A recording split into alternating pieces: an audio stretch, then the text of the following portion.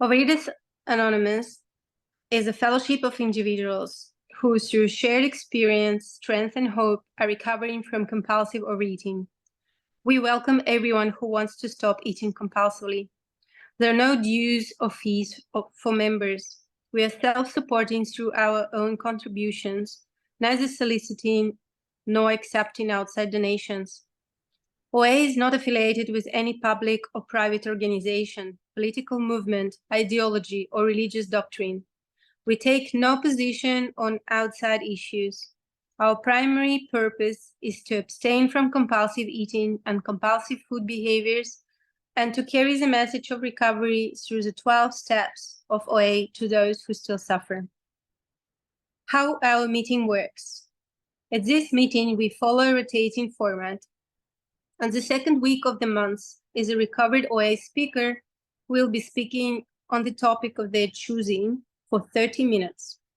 There will be a follow-up Q&A segment for 15 minutes where fellows are welcome to ask any questions of our speaker which are related to the topic in question. Disclaimer: this meeting will be recorded by audio only, and you will see a recording sign at the top of your screen. The Q&A section of OA meeting will also be recorded. Please post only in the chat function your question to our host, Liz E. Oh, sorry, to our host, Georgina, right? Sorry. And we will ask a question anonymously on your behalf. Please do not do this before the Q&A segment opens. Seventh tradition. Before we share, it is time for our seventh tradition. Also, we are meeting electronically. We still have Zoom meeting costs to pay, and we also give contributions to OAU KEB, which is our virtual intergroup.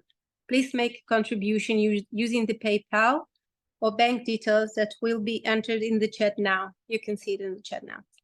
Newcomers, we ask that you wait to contribute until you are sure you want to be here. Today is a speaker meeting, and we are honored to have Liz E. Over to you. Thank you. Oh, hi. My name is Liz E. From the UK. I've just got a little thing to share, so let me see if I can get that, and then I press this. So hopefully, can you see that, everybody? Yes, yeah. Okay, cool. I need to move this toolbar, one tick. Okay. So lack of power. That was our dilemma. We had to find a power by which we could live, and it had to be a power greater than ourselves. And that's taken from the big book, page 45. And I've kind of, for me, my journey, I'm just going to share some pictures really, which show where I'm just, kind of give a bit of template for this. So for me, this journey, I've been in OA for about 10 or 11 years now. I got to OA through a therapist because I went to her in crisis, distress, whatever you want to call it. And I remember sitting in this lovely little room, and it was cozy, and it was a comfy little chair that I sat in. And I shared, and I just went, bleh, as you do when you kind of go to the first session with the therapist. And she said, I can't help you. And I was thinking, oh my goodness. She said, you've got an addiction. I went, oh, right, okay. And you're addicted to food. And I went, really? Is this really a thing? And she lent me a book about OA. And, I've been back to her and thanked her for saying that, because, I didn't know. I really did not know it was a thing. So for me, this journey that I've been on, which is 10 or 11 years, the first kind of 6 to 7 years, I treated it a bit like an evening class. So it would be something I might do on a Monday lunchtime, or I think it was a Tuesday evening, and go to a meeting and meet lovely fellows and kind of make some friendships, and found a sponsor eventually, but I didn't have a sponsor for years, and went to a convention or two and just kind of muddled along really. Then the pandemic hit, and within the first 2 weeks of the pandemic, I got a very random WhatsApp. Well, it wasn't random, was it? It was God. And that WhatsApp invited me to a retreat being hosted, I think, the Cork group. But Harlan G spoke for 3 days on Zoom, and it was at the very, very beginning. And I understood the big book in a way I have never, ever, ever understood it before. And at that point of spending those 3 days doing that, I had that gift of desperation, but I didn't know that I had it. And what I have learned is that I have to fill my heart with God, because I do not have power. So this was life before the gift of desperation. So this was life really. I'm at OA, going to OA. And this picture here on the left with the pink hat, I was just mortified. It was at the end of my daughter leaving what we call junior school. And it was a picnic to celebrate with all the other parents and the children that this is the end of their junior school. They're moving to senior school. And, you know, one of the mums, a friend of mine, posted this along with other pictures on Facebook about, oh, we've just had a lovely time celebrating in the park. And oh my God, I was horrified. But this is me. And this is my daughter Lucy. And so this is really. And then 2015, Lucy and I, we went to Belize to stay with one of my close friends. And I just so wanted to go swimming with Lucy, but I was so ashamed that I couldn't, you know, I didn't really have a swimming costume, and I was just horrified. And so I just wore these black clothes to just kind of, somehow, you know, they were kind of clothes that somehow I could wear, but I didn't really like them, and I felt horrible. And the shame inside of me was so intense, but I didn't know what to do. I didn't know how to get out of it. So this is my girlfriend, Jackie, swimming with my daughter, Lucy. I couldn't go in there and swim because of, you know, my disease. And 2015 in New York, we were there in the winter, and it was cold. And I was really, you know, struggled to find a coat big enough to wear. And, you know, obviously sitting on an aeroplane from London to New York in a standard seat was a pretty uncomfortable thing, and I had to ask for an extension. So, you know, this is just horrible. I hated having my photo taken.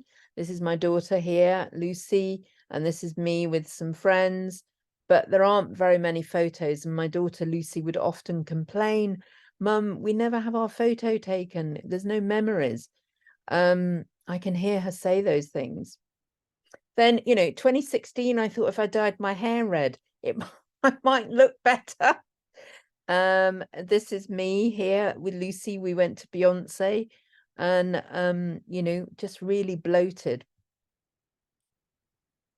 And then these pictures are, you know, taken fairly recently.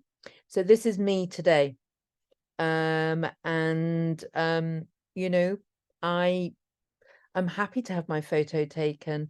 I can buy clothes. I'm wearing the same size of clothes that I've had for the last few years. And, you know, I feel good about it. And I feel different about it. So for me, I got into recovery in 2020, and I worked with a sponsor, worked through the big book, and learned a lot of things. And I got through that recovery. And for me, I work my program every day. I have a weighed and measured food plan. I pray and meditate in the morning. I get to 5 to 7 meetings a week. I aim to do one a day, but sometimes it doesn't work like that.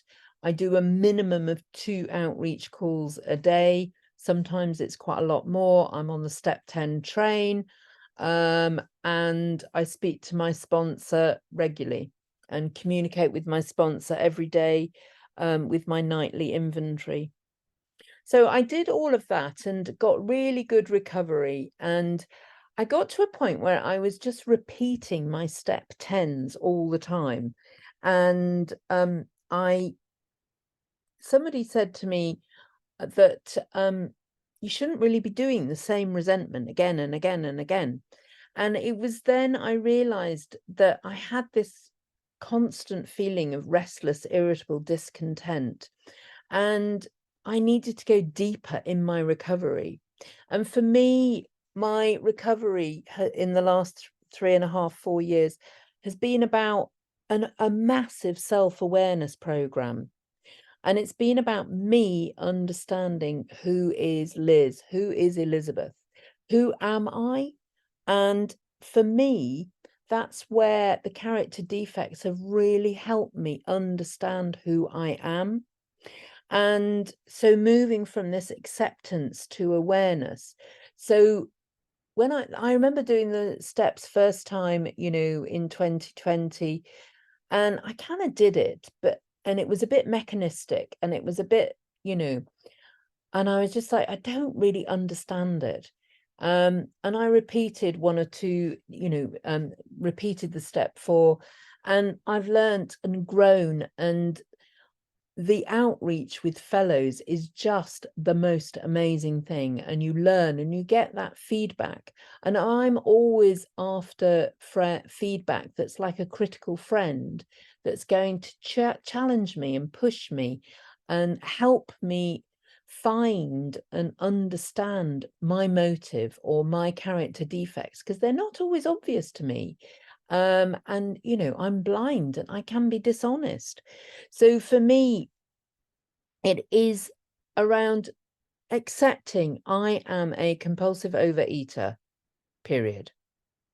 And going through the first early chapters of the big book, that's for me what I really had to understand and nail.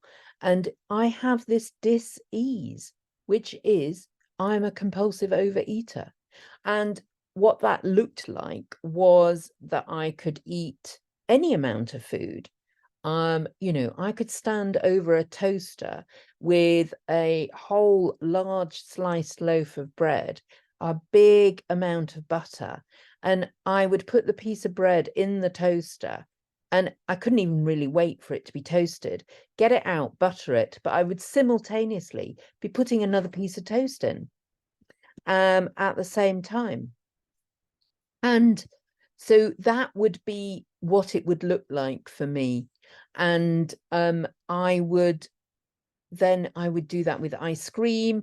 I would, my daughter would say to me, Mum, why don't you just keep the pot of ice cream here on the sofa and eat it? You don't have to keep putting it away. Well, of course I did, because I was so ashamed. And, many a time I would just eat in secret once my daughter's gone to bed. I would eat in the car. I would eat between, so I would drive a short distance, maybe 3 miles or something. But that journey, I might make 4 or 5 stops at garages, corner shops, to buy sweets, to buy pastry products, to buy bread, anything. And I would eat it, almost inhale it. And then I would have to stop again. And then, of course, by the time I got home, I'd have to somehow dispose of all the wrappers and the crumbs covered it all over me, and go into the house. And then, if it was supper time or lunchtime, I'd be preparing a meal to eat with my daughter, and we would sit down and I would eat. but I've already consumed in the last previous hour in the car, probably well over 1,000 or 2,000 calories, but it was just insane. So I had to really recognize that I am powerless, and the powerless means that I'm drowning. And this is, I guess, these are metaphors that I have found helpful to me to understand my disease. And that has been massive key for me, is understanding what I've got, really understanding in the same way somebody might understand their cancer, they might understand their heart disease. I've had to understand what this disease is that I have. And I now understand that I am a compulsive overeater, and, you know, I'm powerless over food, and I was drowning. And if you're drowning, you have to ask for help. And this is the rescue boat coming here. And I needed to be able to ask for help. And I was desperate, and I wanted that help. And I was willing to go to any lengths to get that help. And so there's the emergency plan, which is all of the tools of the program. I think that, and, you know, we're talking about meal plan, we're talking about prayer, we're talking about meditation, journaling, we're talking about meetings, we're talking about outreach, we're talking about anonymity, we're talking about service, and I think I might have missed one. All of those things, and I use all of them all of the time. Some days more of some, and some days less of others. And part of this acceptance also was accepting that, you know, once a cucumber is pickled, it becomes a gherkin, and you cannot reverse that process. I am that gherkin, and I have had to accept that. And then, you know, you'll have heard it said, you cannot be a little bit pregnant. You're either pregnant or you're not. I am a compulsive overeater. And, you know, when I sponsor people, the key thing is they have to be able to identify in. I can't tell anybody if they're a compulsive overeater or not, but I know I am, and that is it. And I don't negotiate that anymore. That is a truth. I can't necessarily understand it more, but it is a truth. And so I got into recovery, you know, getting through the steps, and it was amazing and really wonderful. And I thought, you know, I've got it. I'm on top of it.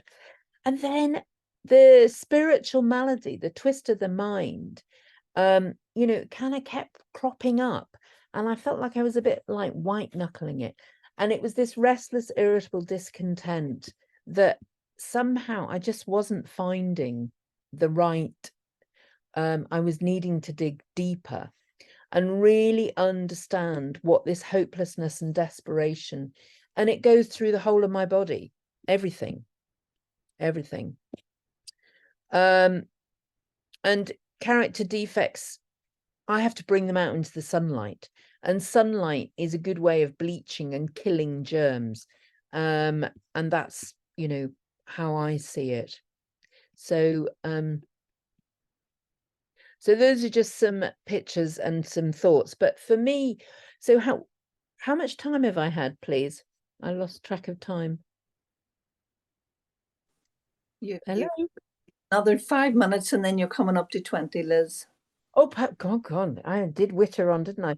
More than I thought. So for me, what does, you know, so I've done a lot of work really digging in. So I got to a point after about a year of working my program, I thought I need more therapy. I need to go and find some therapy, because I'm just feeling, for me, if I feel disturbed, I feel it in my gut, and I feel off. I feel, ugh. I feel icky, I feel, or I could be like over giddy with excitement. So I'm not at this level here. So that's, for me, I know when I really need to take action, and I have to make time within my day to do that. Now, you know, I'm a nurse, and sometimes I cannot just drop everything, but I can in my head take 2 minutes, or not 2 minutes, 10 seconds to go, you know, do that arrow prayer to God, say, God, please come and help me. Please come and hold my hand, and, you know, And so I do kind of build that in. And then as soon as I can, I will go and take action outside of work.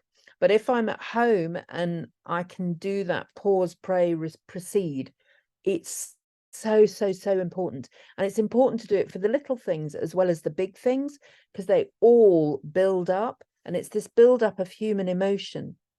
And what I find is I kind of gauge metaphorically is my disturbance, be it giddy, be it fear, be it whatever. Is it a 1, 2, 3, or 4, or a 5? And by that, I mean, how many outreach calls am I going to have to do? So the first outreach would be the step 10 to process it. And then, you know, the purpose of the step 10 is to surrender to God. And, you know, there was a time when I would just keep repeating that. So I was staying in that dirty nappy or that dirty diaper, just going round it and round it again. And then I realized that really what I need to do is go and be of service to somebody else. I have to get out of my head, because staying in my head is a dangerous neighborhood. And what I do then is so I do the step 10, I surrender it. If it's really, really intense and really difficult, I might do it twice, but generally only once. But I've got to look at my part, and I've got to see my part. And that's really what I have found to be the most helpful thing in all of this. I didn't know that, you know, I was this kind of crazy person. I thought I was a lovely, caring, kind type of person, but actually I use those things to control people in a way that I hadn't thought. I'm a compulsive volunteer because I think I've got to be there showing everything and doing everything. So many, many character defects have come up for me that I now understand, and now I can spot them. So as my sponsor would say, notice and name. So it's, for me, it's noticing and then naming it, and then doing the step 10 and surrendering it. And then when I've surrendered it, I then look, right, okay, is this a 1, 2, 3, 4, 5? And if it's a 1, 2, you know, that means I need to do one more phone call, outreach call, to be of service. And what I do is I share gratitude and I listen to the other person. But if it's a more intense feeling of discomfort, I might have to do 4 or 5 outreach calls of service, and I express different gratitudes each call. And it is utterly, utterly amazing. God puts in my place people who really help me take out of my head. You know, people who've had really terrible things happen, and it's enabled me to get out of my head. It's enabled me to turn the volume down on the ickiness that I am feeling inside of me. And so the intensity of that really drops. And a recent, That's sorry? that's 10. now been 20 minutes left, so you have 10 left. Perfect. So a recent example is my partner's had open heart surgery, and it's been really, really intense. And he's been waiting in hospital for several weeks on the verge of a heart attack. It's been really scary. It's been really full of fear.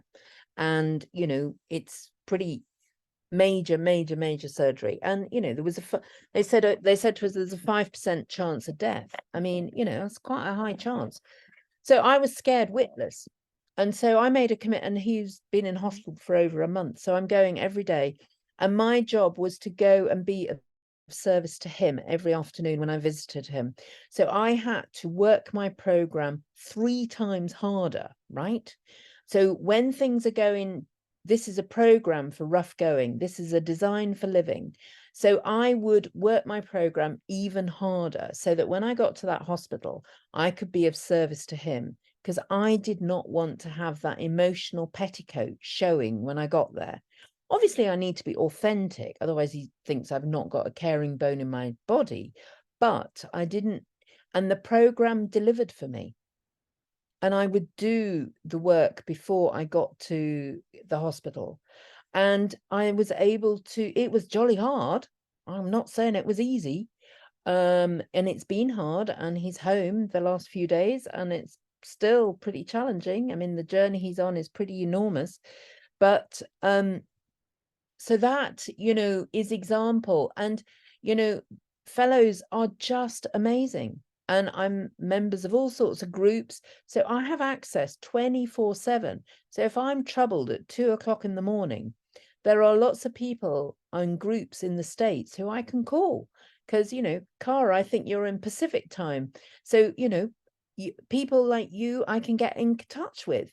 So this is utterly amazing. So I can process that, and for me it is the emotional sobriety and understanding what my triggers are and noticing and naming them that has been the transformational piece for me.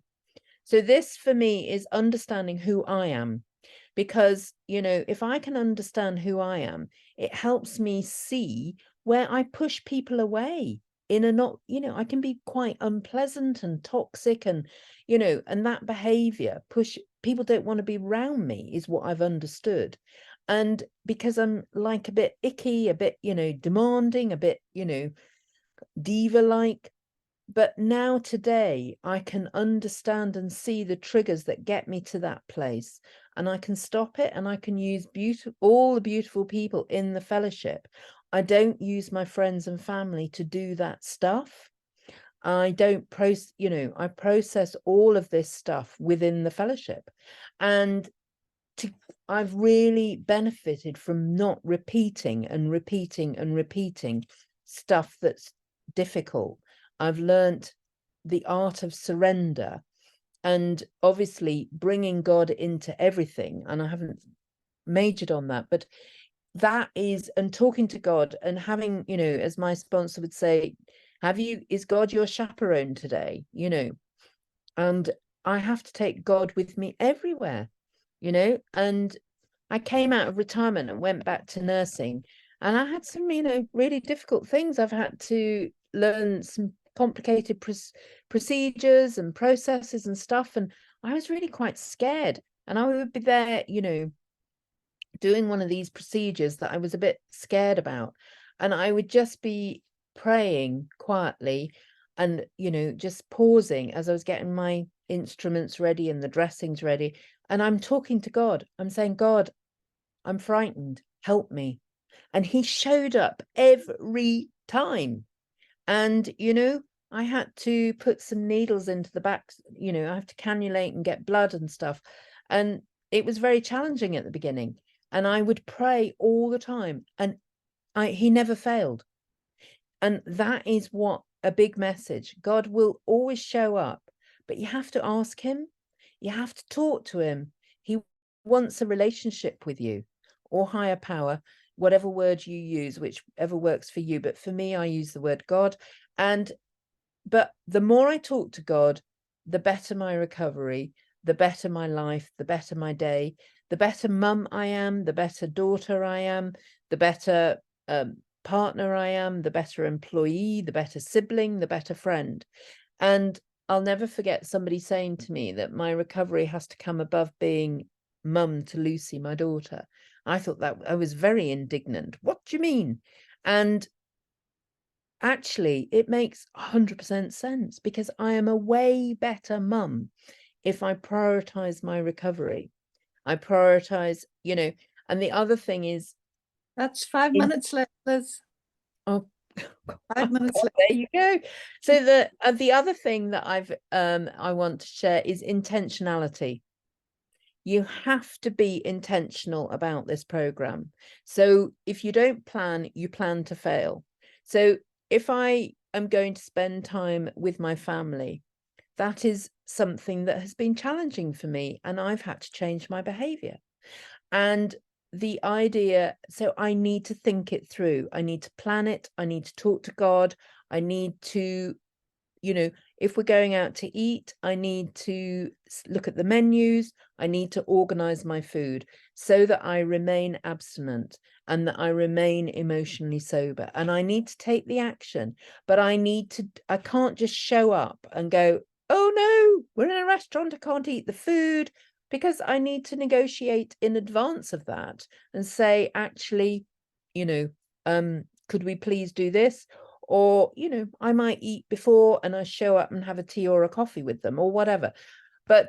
And I do it in a way that is loving, but I also need to keep my needs being met, and my recovery is priority, and that's how I am today, and how I keep it today.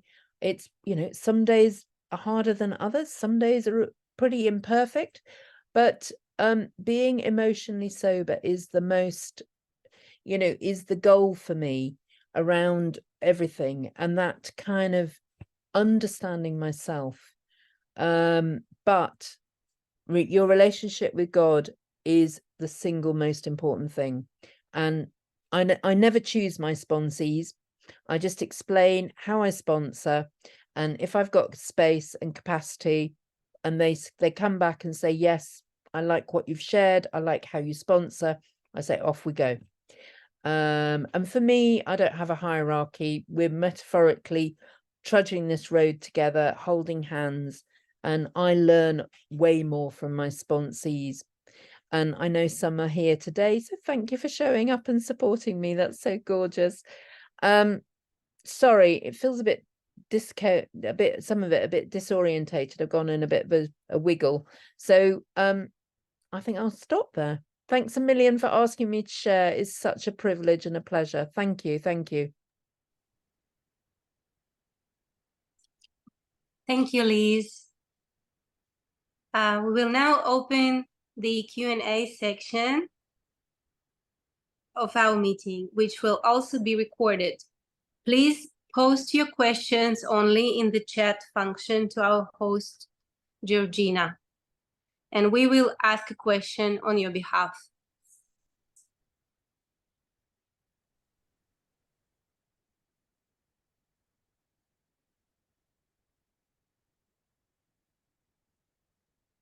Thanks so much for your share, Liz. It was amazing to hear your journey, and yeah, I really appreciate also seeing your presentations. Really wonderful share, so thank you.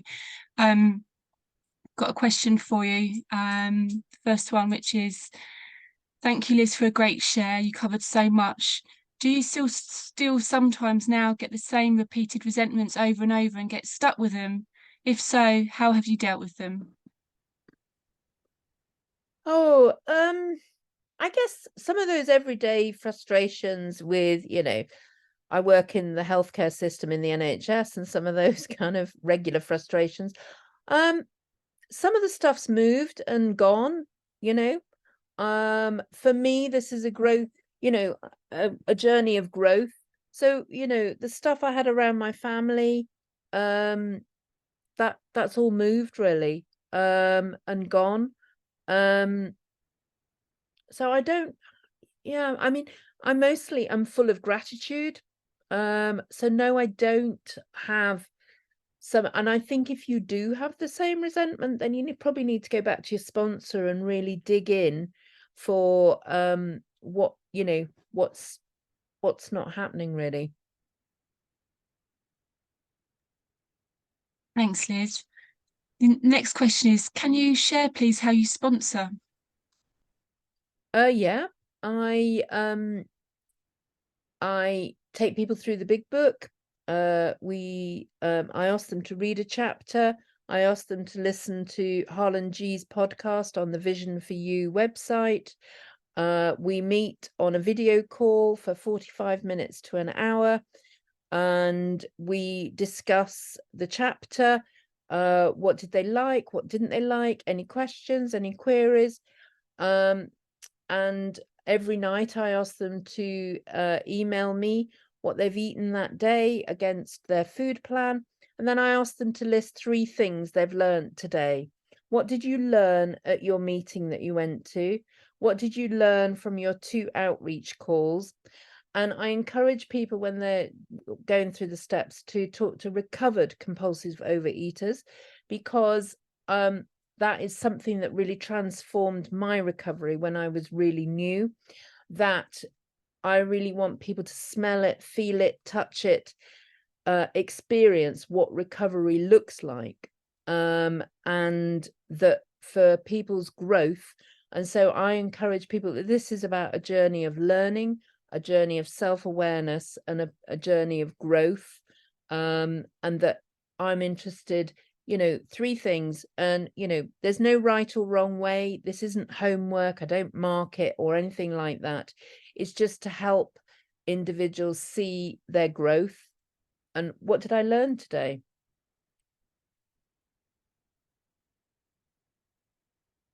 And so I get people through in, you know, as many, you know, as quickly as they can, with a minimum weekly. And if me and the sponsee can manage 2 meetings a week, we'll do 2 meetings.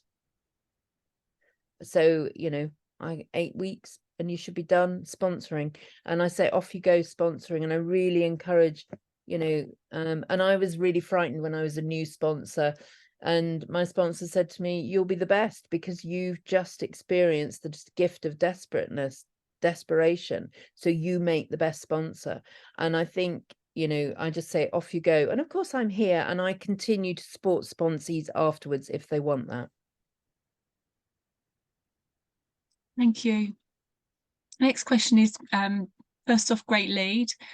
How do you deal with tempting binge foods that your children and or partner keep in the house? I have neutrality around food. I just don't eat them. I mean, I guess, you know, I work my program every day. I have a food plan. I send my food over every day to my sponsor. Yeah, I mean, I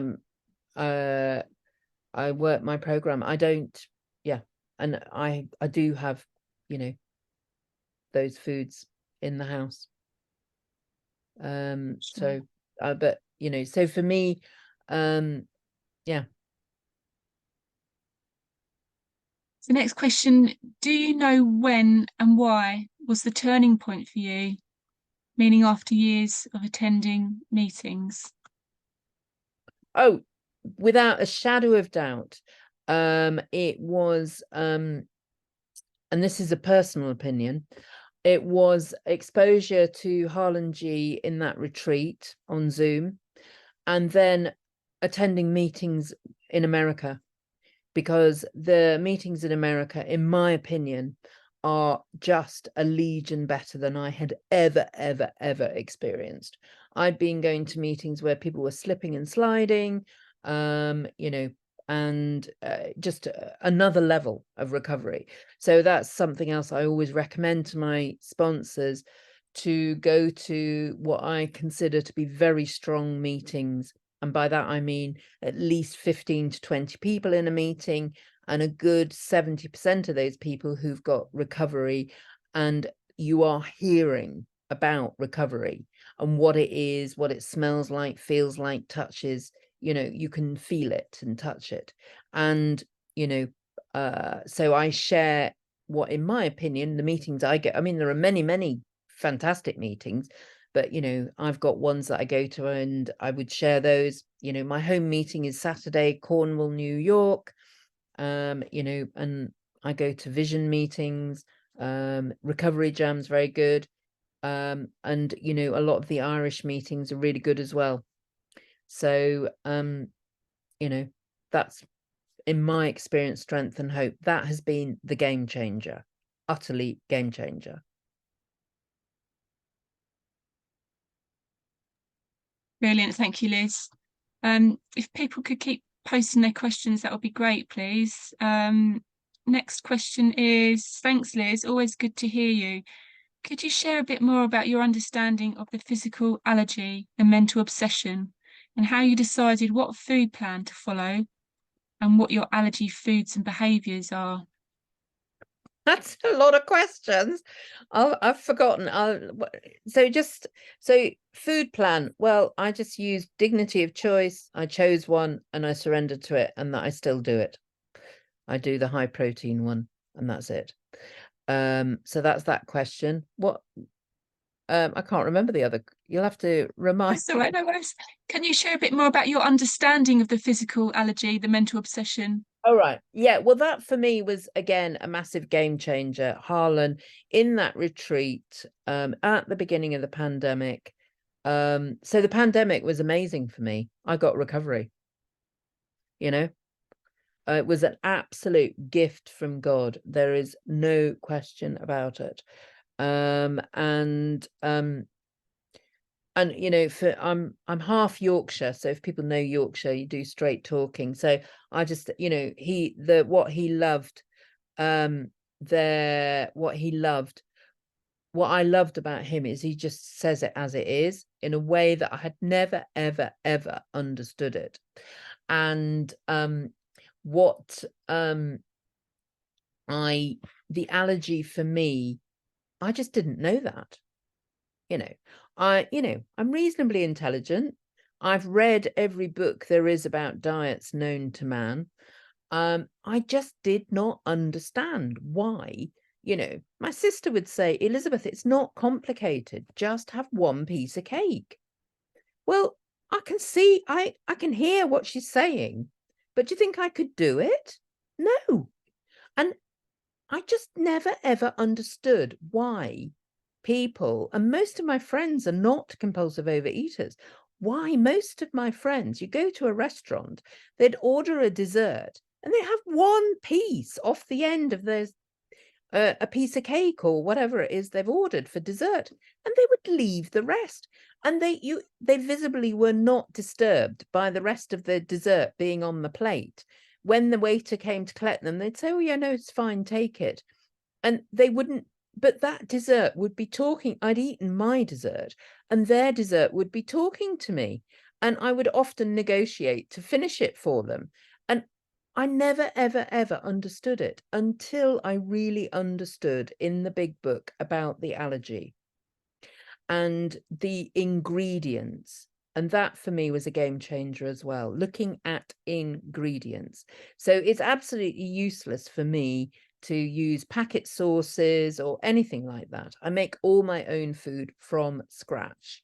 So I know exactly what is in it, and it requires making fresh food. But I do eat really lovely food. You know, I eat really nice food and I eat really well. And I enjoy the meals that I eat, and they're planned and they're organized. So what did you say about the allergy? I've forgotten what you said. Somebody set an essay for me there. It was to explain a bit more about your understanding of the allergy. Right. So if I take in, so for me, I had to eliminate flour, sugar, and high fat. And so I don't eat any bread. I don't eat any carbs, because potatoes are in my list as well, really. And so that means if I take any of those ingredients in to me, so for example, you know, balsamic vinegar is full of sugar. You might think, oh, that's nice in a salad dressing, but you know, I found an organic apple vinegar that doesn't have any sugar in it, and that's fine to make vinaigrette for me, for example. So yeah, at the beginning there's a lot of work, but I also plan my food. I also book lots of, you know, I do a lot of preparation, and yeah, it can be really dull sometimes doing food prep. But if I don't do it and so the days I'm working, I know that I need to have food organized so that when I come back in from a 12-hour shift, I've got access to food. I also take my food with me everywhere I go. So if I've got a little cool bag. So if I think I'm going to be out over lunchtime, I've got my food with me.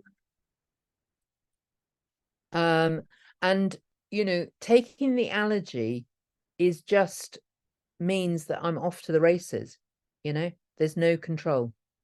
And then all bets are off. My behavior deteriorates. I want to binge. I want to do everything.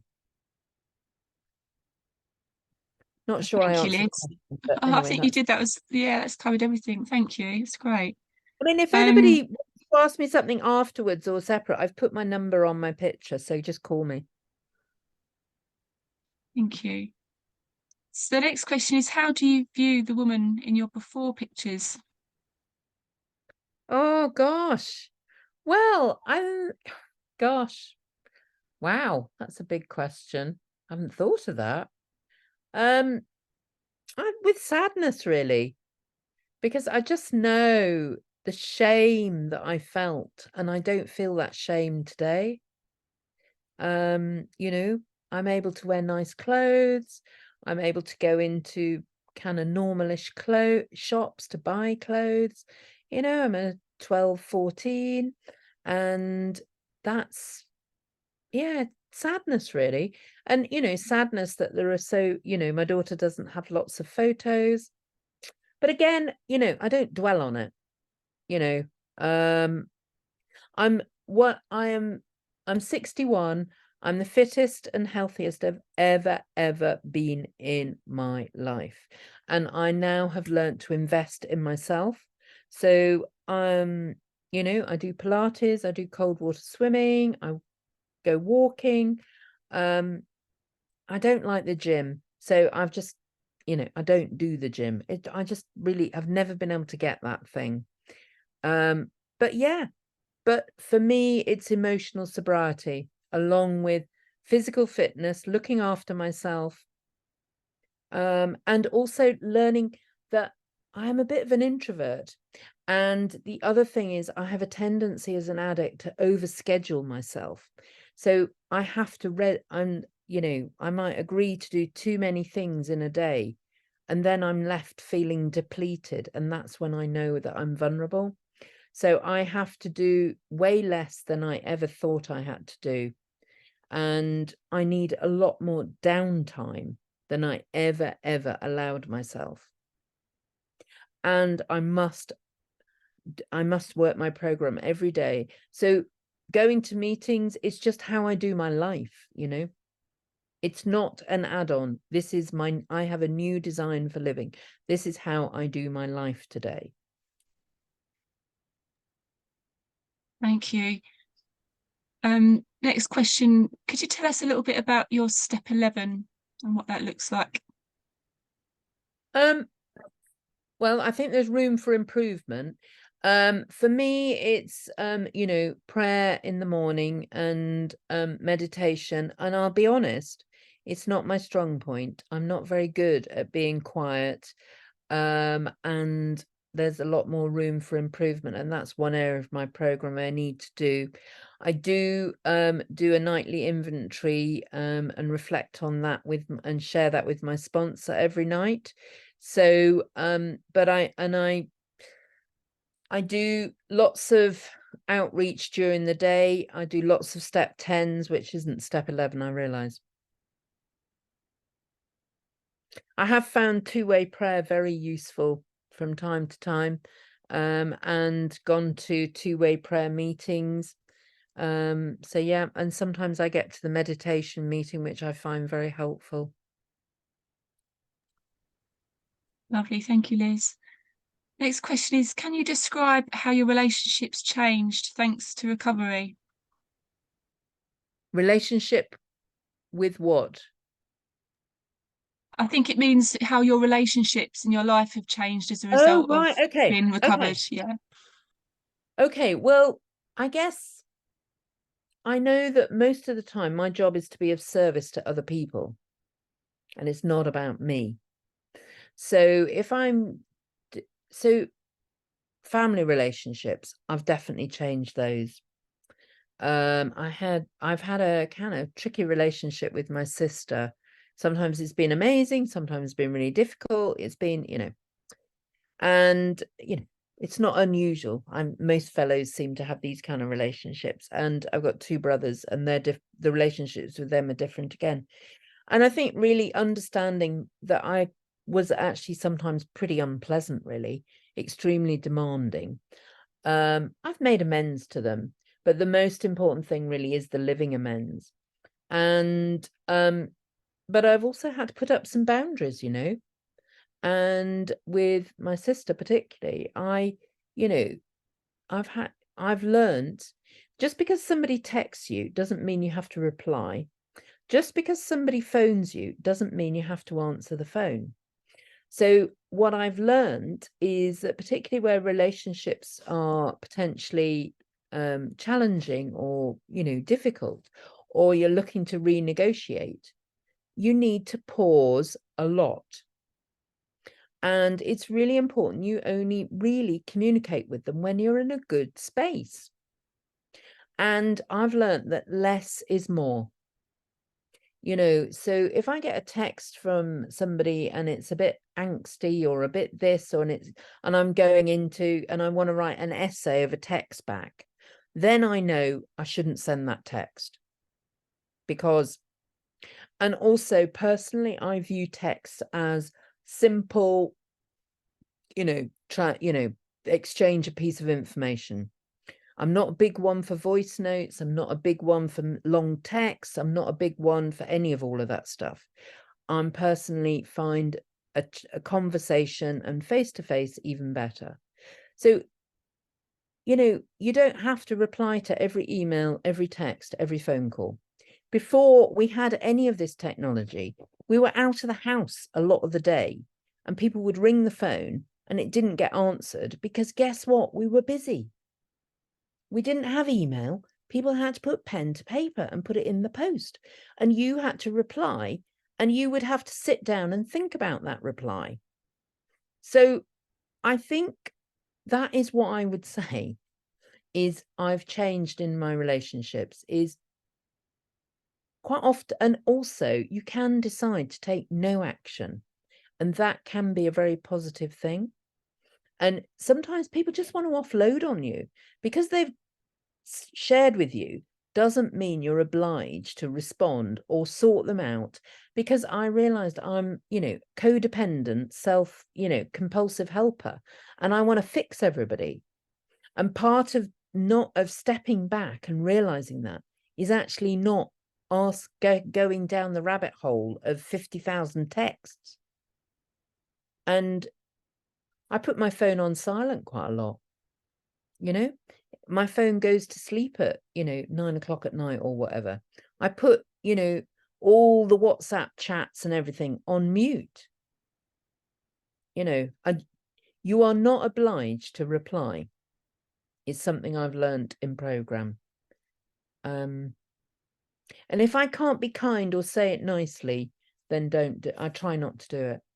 Now, I can't say I'm perfect on all of this front, but I've definitely found, less is more.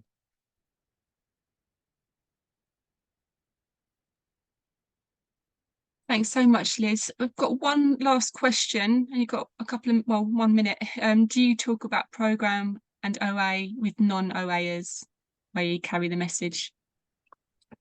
If people want to know, yes. If people say to me, "Oh, wow, you look amazing," I generally say, "I do, how do you do it?" I say, "I do healthy eating."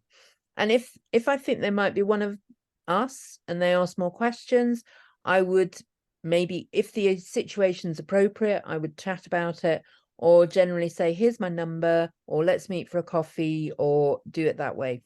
I don't go into evangelical stuff externally at all.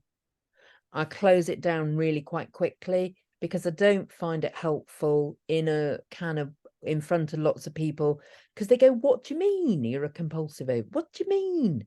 And I don't find that helpful. But I'm always willing to talk to people. And I'll just offer my number or meet for coffee or, Brilliant. Thank you so much, Liz, and thank you for your amazing recovery and sharing it with us tonight. I'll hand you back now to Alina. Thank you.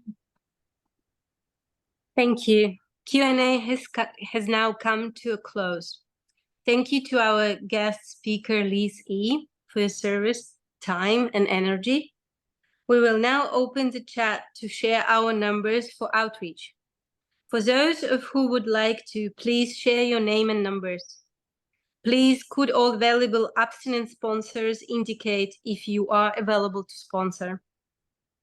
For any newcomers, we have a newcomer hub where newcomer greeters Cara and somebody else, not sure who, Kara, definitely. We'll be very happy to have a more informal chat and or answer any questions. To any newcomers who would like to stay behind at the end of the meeting to ask questions, please raise your hand electronically now, and we will invite you to breakout room on Zoom where our newcomer greeter, Kara, will be able to help.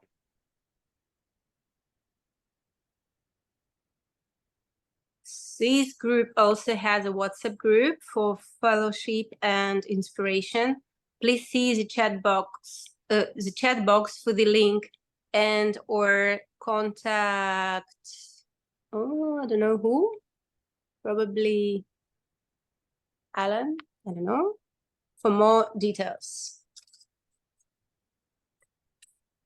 We will close the meeting in the same way we always close a New Freedom Big Book study, by reading 12 promises of recovery as laid out in the Big Book of Alcoholics Anonymous, bottom of page 83, starting with the paragraph, if we are painstaking, and ending with, if we work for them.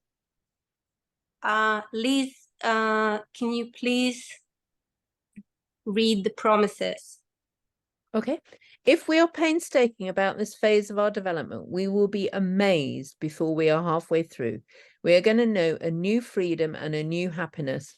We will not regret the past nor wish to shut the door on it. We will comprehend the word serenity and we will know peace. No matter how far down the scale we have gone, we will see how our experience can benefit others. That feeling of uselessness and self-pity will disappear. We will lose interest in selfish things and gain interest in our fellows. Self-seeking will slip away. Our whole attitude and outlook upon life will change. Fear of people and economic insecurity will leave us. We will intuitively know how to handle situations which used to baffle us. We will suddenly realize that God is doing for us what we could not do for ourselves. Are these extravagant promises? We think not. They are being fulfilled among us, sometimes quickly, sometimes slowly. They will always materialize if we work for them. Thank you so much, Liz. Thank you for joining us today. Our meetings are recurring on a weekly basis, and our next meeting is scheduled for Wednesday, 18th October at 7:30 p.m. UK time. May your higher power bless you and keep you until then.